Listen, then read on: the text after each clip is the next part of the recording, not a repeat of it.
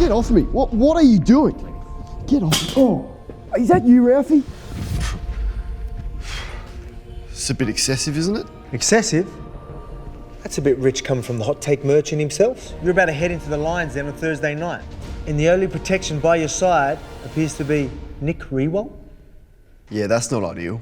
So what's your plan then? Well, Volcano, you need to leave the mouthguard at home. Swallow your pride, be empathetic, and play nice.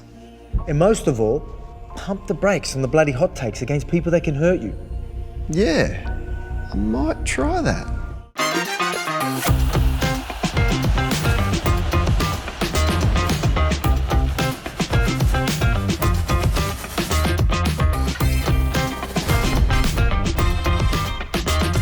Thanks for your company on Kick Ons. It's a hot start. Richo still on his mid-season getaway to Bali. We'll welcome him back next week. But one man who is in fine form, having a big year, Josh Jenkins. Kane, you made it. You made it. You got through it all. Volk looked after you and you're here. So I thought I'd be doing the show on my own, which was nerve-wracking. But I'm glad you're here. Got through fight night. Security was a very good financial decision to make, and the Volk looked after me. But, gee, we had an interesting weekend. Well, you had an up and down weekend, didn't you? There was things flying around all over the place. Some good, some bad, some otherwise. Yep, so I copied the wrong multi to my feed. We'll get to that. We've got to get to this first, where you, let the team down. Richo, found a way in Bali to get behind us. But in terms of the footy trip, you're in charge and you just snuck us And that's all that matters. I was breathing nicely when Gold Coast were up by about 10 goals at three-quarter time, and then Melbourne stormed home. So there was a few heart-stopping moments, but we got there with that miss. And Isaac Heaney, he kicked 5. That should count. I had him for 25 It should count. And he kicked 5. You're starting to sound like a punter. It should count. He kicked 5. I mean, I had him for 25 disposals. He kicked 5 goals, so it should count. Well, it should count. But aren't you puffing your chest out? What about this? I'll tell you what does count. So our over and under multi segment is going absolute gangbusters. Flying. And last week, 6 from 6, baby. So in week 1, warmed up nicely with 5 from 6. But last week, all 6 got the job done. 199 punters got on board. I've only heard from 2 punters out of the 199. I thought I'd hear from some more, but we're going well. We are flying. So this is over the course of 2 weeks. You are 11 from 12 over unders. I'm 10 from 12. And these are effectively 50-50 chances, over, under. But only let's not pump ourselves up too much. We will go again today, and I'm not as confident. It seems a bit more tricky today. Now, interesting round of footy where the top 9 play the bottom 9. Is there upsets involved here? Can anyone upset someone? Well, I think yes, because our league there is plenty of parity in the AFL, and we know it doesn't take much for a team to be off. Who you got your eye on? Well, I think the most likely. Now, I think you can mount the argument that Sydney and Fremantle's odds are way out of whack. So Freo are getting 8.5 point head start. So I think Fremantle are the obvious one. Now, they're higher ranked on the ladder, so they're a strange underdog. West Coast, are they a chance? No Whitfield. Are they some chance Friday night? I think they will. We'll get to our headlines later. I think there'll be somewhat of a scare. I don't think they can win, but I think they're pretty good against Collingwood, weren't they? West Coast. Yes. And their Could ball movement. Could the Saints trouble Hawthorn under the roof? Probably. They do play Marvel pretty well. So they would be a few options, but I think, all in all, you think probably Fremantle's the one that could. What about your Port Power Football Club? Wouldn't have thought so. In Brisbane. Not in Brisbane. Fortress at the Gabba, their record there is poor. Lachie Neale's record against Port Adelaide is extraordinary, but all eyes on Friday night, and Carlton Gio was flat with their performance last Thursday night. You reckon you were? Imagine barracking saw that firsthand. Where's the response? You've been big on response teams this year. There has really been no response. There certainly wasn't on Thursday night. Will it happen against their fierce rivals in the Magpies on Friday night? I don't think so. I think the only response might be, it wouldn't surprise me tomorrow night to see Carlton play a really safe brand of footy. What do you mean by that? Like Doherty and Chera, a lot of uncontested marks, a lot of sideways ball movement. I think they're a team that we saw last week that was shell-shocked. That was mentally cooked, and we saw some of the kicking. We'll get to that momentarily. I just think they're a fragile group because they're at the moment. Now, some of these kicks are just hard to get your head around. Now, AFL footy's hard. You and I have played. We understand how difficult it is. That's just a mistake, but some of these kicks here, now that just can't land there. No. You've got 2 options. That's the one place that can't land. What about your man? And then you get to this stuff. Now, these kicks are missing by further than the ball even needs to travel. Like Charlie Curnow's got a couple of Coleman medals.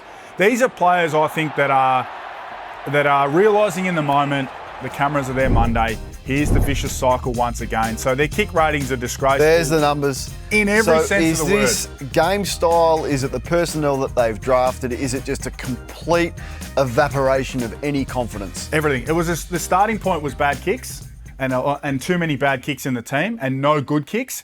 And you add on top of that the mental side of things that they've got to deal with now with the cameras and the circus around the footy club, the coach and the vandalism and all that. I think we'll see Carlton tomorrow night try and protect the ball. So it's a big head start. If you think there's going to be a response, 27.5 I don't know if there'll be a response. I just think it'll be a really safe brand of footy. Try and break even at the contest and not allow the ball to go inside 50 for Collingwood, particularly on the ground, because if the ball spends a lot of time on the ground, you think about some of the Carlton players who don't cover the ground very well against Collingwood's dynamic group, it'll be ugly. All right, here's some of the scenes post that result, which was a disaster for them on Thursday night as they exit the Adelaide Oval, and you think there's going to be significant change for that footy club.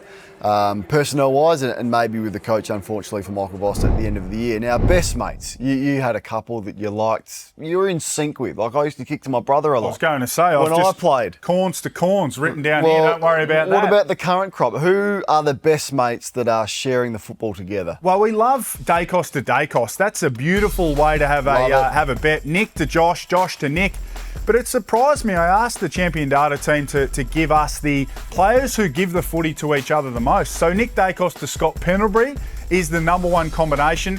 Ash, I thought it would have been Ash to Whitfield, but it's Ash to Finn Callaghan. So Ash coming out of D50, finding Finn Callaghan through the middle part of the ground. Bailey Dale and Bailey Williams, they obviously respect each other's Christian names. And then Iden to Ash as well. So guys in the back half who like to flick the ball around, 1-2s for fun, and of course these two guys. You were all over this. I was. You looked at their disposal line and you said, well, Nick's clearly going to get his 30 against West Coast, and he was pretty good once again, but Josh also went over his line. Well, Josh was never really going to get the attention. Now, I think it might be a different conversation with Alex Chin-Cotter and Josh Dacos tomorrow night, but West Coast weren't really going to apply a hard tag on Nick Dacos. They're not really going about their football in that way. Maybe in 3 years' time when they're competitive, they will. But those guys were always going to get plenty of the footy. So it's about identifying teams. So the Western Bulldogs, they're a team who like to, they just trust their system. No tag. So they're not going to go after opposition midfielders. That's when you can go after them and say 30, 35 plus. So here we go. If you think Chin-Cotter's going to go to one of those, maybe factor that in. But 30 plus for the brothers, there is the price for that. We haven't spoken about Harley Reid for a while, but I want to. I haven't spoken about him at all. When is the next time this guy is going to rip a game apart? Now, I think the drop-off from his first season to this season is significant. You can see the rating points. You can see the disposals. Every number has not fallen off a cliff, but it has declined. Now, that shouldn't happen. Should probably go the other way. Should go the other way. And I'm just watching. Now, there's some good in his game. Don't get me wrong. There's some things that he does that you go, gee whiz, I like that, and I like where this is going to be in 4 or 5 years' time. But then there's some other things. There's a lot of complaining to the umpires. There's some frustration. What I want is for Harley to remind us of the player that at stages he was last year, where he's sitting on players' heads in the goal square, where he's running and bouncing and bursting out a stoppage from the centre bounce and really impacting. I don't know what he would finish in West Coast best and fairest or where he would be ranked, but I'd be surprised if it is top 10. And I think he's too good for him not to be impacting significantly, like he was in his first year. I'll present the other side of the argument. If I'm Adam Kingsley and the coaching staff looking at West Coast tomorrow night, I've got a tagger like Toby Bedford. There's no one else to send him to. So Harley Reid already, now the first half of his first season, Reid was getting off the chain, I reckon. So he's jumping into packs because no one knew he could do it. He was breaking away from contest. And then St Kilda sent Marcus Windhager to him. And that, I reckon, alerted everyone, hey, you can get this guy off. But he didn't get that against Collingwood. He wasn't getting any extra attention against Collingwood. He's definitely in a bit of a rut. A second year, sophomore blues is not uncommon. So what do you want to see? What are the things you want to see from him? Because he's not going to get the ball more because he hasn't got the teammates. No, but I want him to impact with his disposals like he was last year. I thought there were stages last year where he had 5-6 minute stretches of a game of footy where he threatened to rip it apart. Yep. And he did that a couple of times. I just haven't seen that this year. And his inability to really impact, I'd love to look at his sort of coaches' votes and how they're seeing him, because he's too good to be just running around complaining to the umpires and getting some nice touches here He and is. there. I think he'll still get there, but maybe it'll take longer than He'll get there. first thought. He'll get there. Whether it's at West Coast or not, I'm not sure. Yeah. But I think when we're all you in can that compare space. him to players in his draft like Frazier and the Wizard Watson that are really impacting and he's not, I think he's just got to be it's a watch. slightly better with that one. One guy that is getting there and he's emerging. So now I was nervous, probably went too early. Dan Curtin, I was at the MCG. You had your doubts, did you? Well, I just didn't know where he was going to play. He was picked as a tall defender. He spent time forward. He might be a weapon on the wing. I had his game last Sunday. It was a career best across the board, 26 disposals. What I loved about his game was high intercepts, but high score involvement. So he's getting back and helping out. You can see there, so 11 score involvements. He had 8 intercept possessions as well, doing a bit of everything.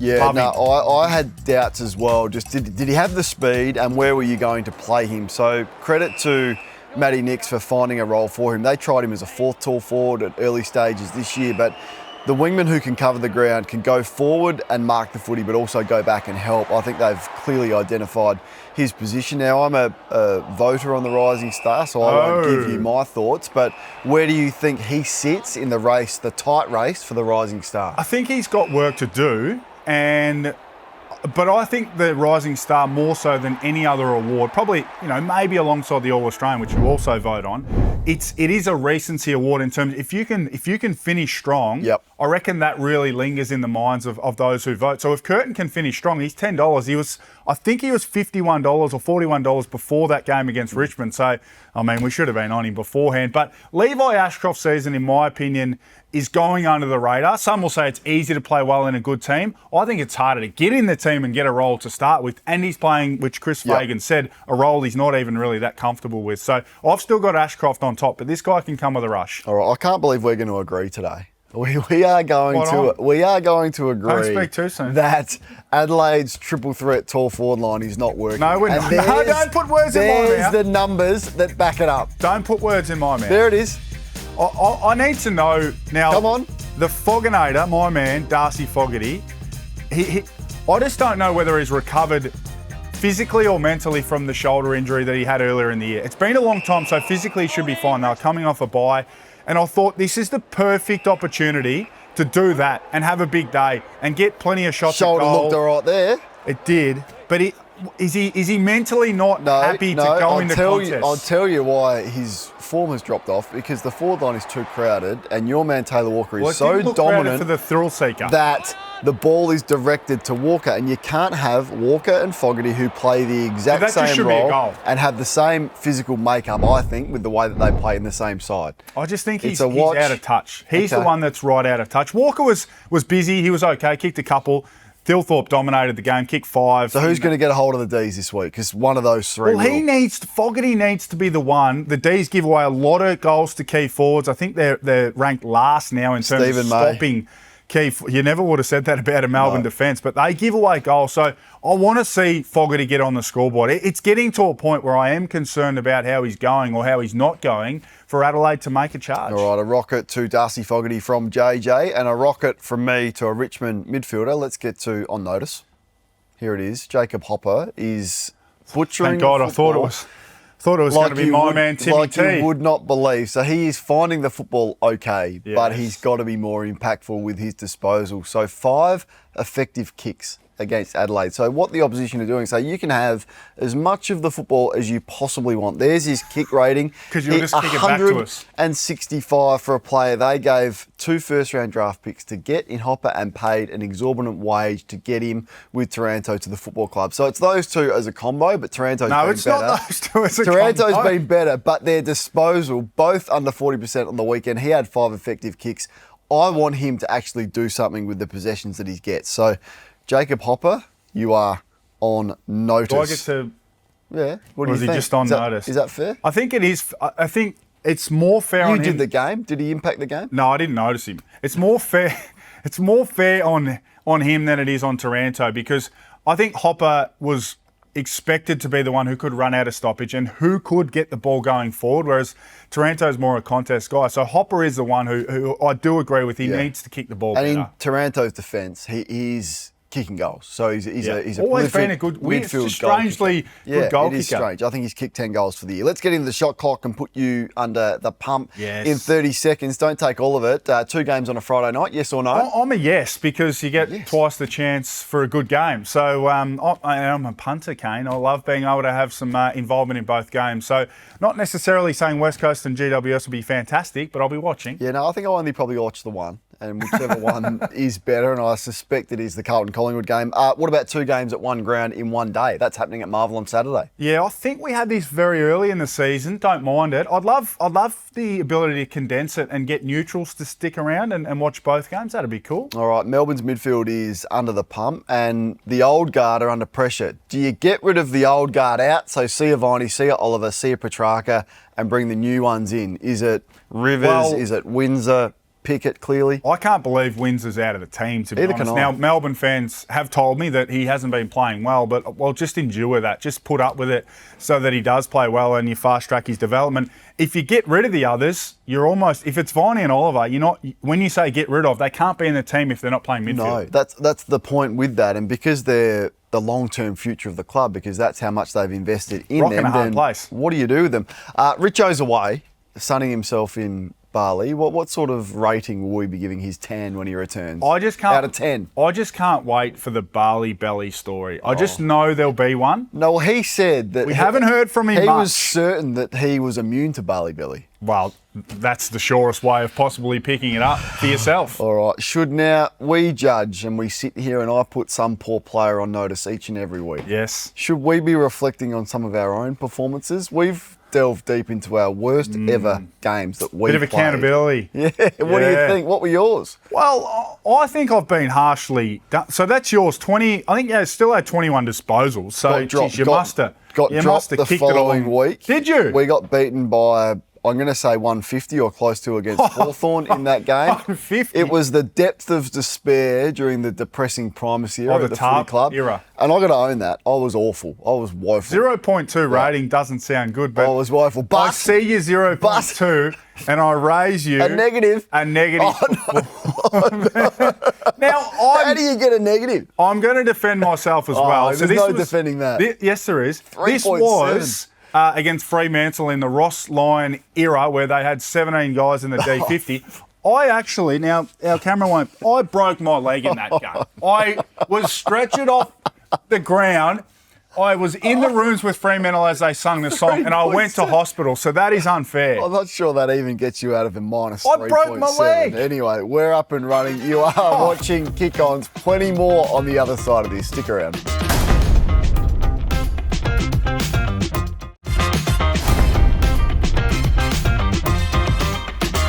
You're watching Kick Ons. Thanks for staying up late and watching along with us. Now, you've been on fire. This is the moment that everyone has been waiting for because you are 11 from 12 with your midfield over-unders. Yes. And we're going again, both of us, today. You've had a big say on which players we've gotten involved with because I think there are angles if you want to have a look across the Sportsbet app enough.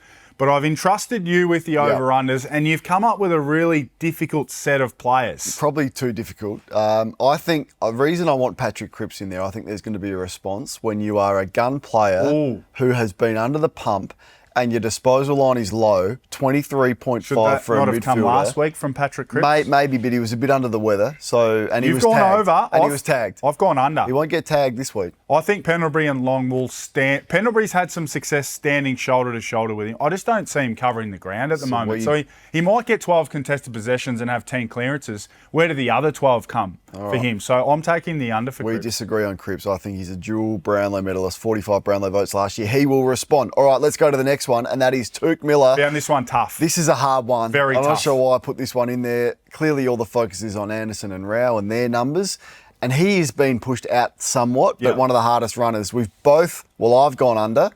I went you've under. gone over. I think I've gone under. I'm pretty sure I've gone under. We'll get to the graphic momentarily. I did flip and flop on this one because I've played the number. Like, it's just a big number for Tuke Miller to get. The only thing is Essendon give up the second most disposals to midfield groups. Yep. So there will be disposals to be had, but that's a difficult one. You shouldn't have put him in. The highest one is Bailey Smith at 32.5. Now, he's been getting this for fun. I went under last time and I got burnt by him, so I'm not making the same mistake again. Yeah, it's an enormously high number. I think the sharps would say you need to take the under because of the number.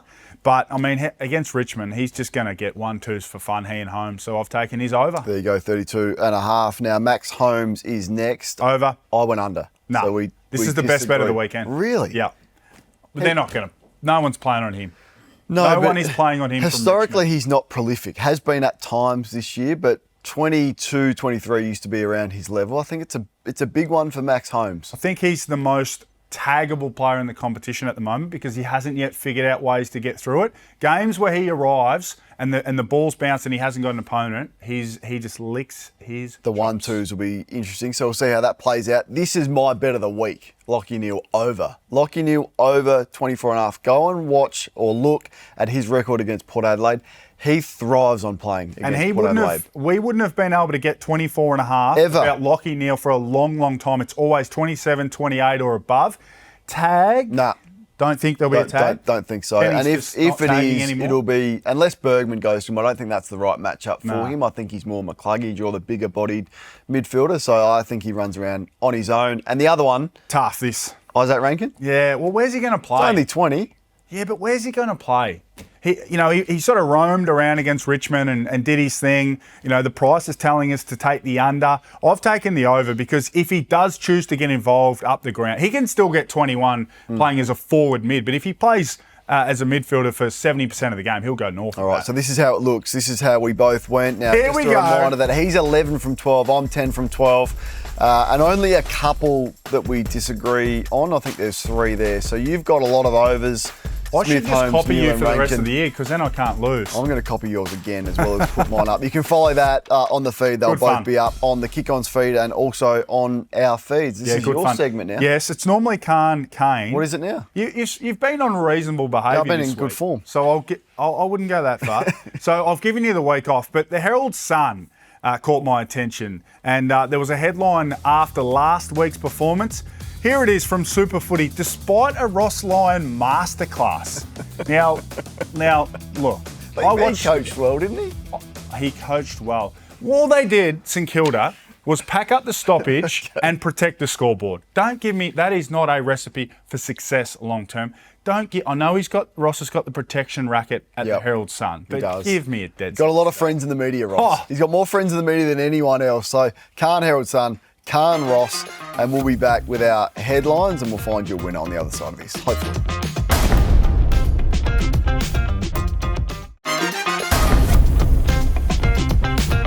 All right, here's our Monday headlines, JJ. Yeah, I reckon the slippery swans on that terrible surface at the SCG can stay alive and maybe stay in the hunt. Keep their season alive. I think there's going to be a giant scare for the Giants. Not enough to knock them off and ruin their top 8 aspirations, but just enough that the Close Eagles game. remind them and a bit closer than what we think. The Footy Trip Fund is back. It is. What are you going with? No, well, I think it's you, is it not? Because you somehow found a winner last I week. just got confused with our team multi versus the Footy Trip. There it is. So, Lachie Kane. Neale over. It is the bet of the week. Now it's our team multi. Yes, Bailey Smith and Max Holmes, 30 and 25 respectively. For me, we're short, sharp and hopefully shiny. So jump on the Kick Ons feed profile, copy that one and hopefully it Fremantle wins. at the line for me, so you can check out the Kick Ons feed and follow along. Now, Richo will be back next week. We're looking forward to having our knows? skipper back. Oh, who knows? Is he the skipper? Are you the I skipper? think he's Am I checked the out. skipper or are we co-captains? Co-captains. Triple captains. See you next week.